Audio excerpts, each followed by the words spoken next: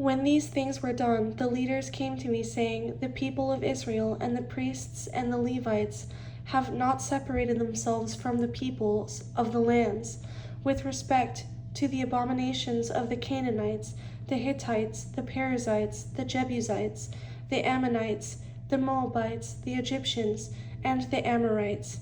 For they have taken some of their daughters as wives for themselves and their sons, so that the holy seed is mixed with the peoples of those lands.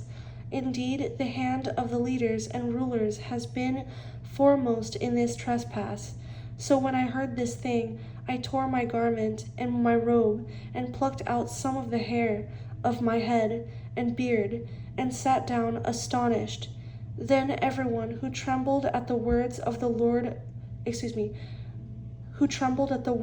God of Israel,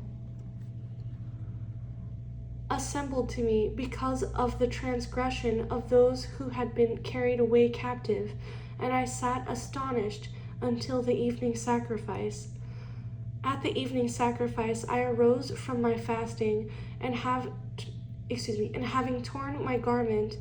and my robe, I fell on my knees and spread out my hands to the Lord my God. And I said, O my God, I am too ashamed and humiliated to lift up my face to you, my God, for our iniquities have risen higher than our heads, and our guilt has grown up to the heavens. Since the days of our fathers to this day, we have been very guilty, and for our iniquities we, our kings, and our priests have been delivered into the hand of the kings of the lands, to the sword, to captivity, to plunder, and to humiliation, as it is this day. And now, for a little while, grace has been shown from the Lord our God to leave us a remnant to escape, and to give us a peg in his holy place,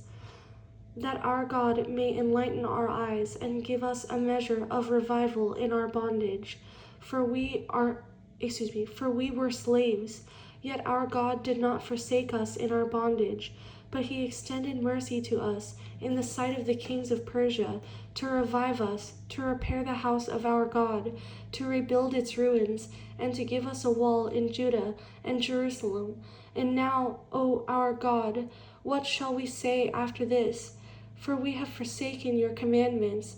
which you commanded by your servants the prophets, saying, The land which you are entering to possess is an unclean land, with the uncleanness of the peoples of the lands, with their abominations which have filled it from one end to another, with their impurity.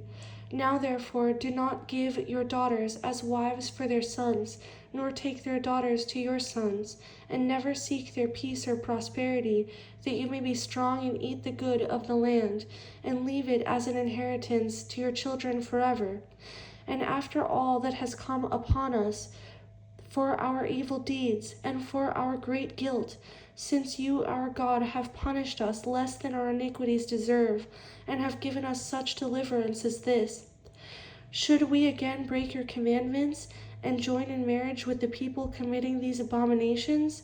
Would you not be angry with us until you had consumed us, so that there would be no remnant or survivor? O Lord God of Israel, you are righteous, for we are left as a remnant, as it is this day.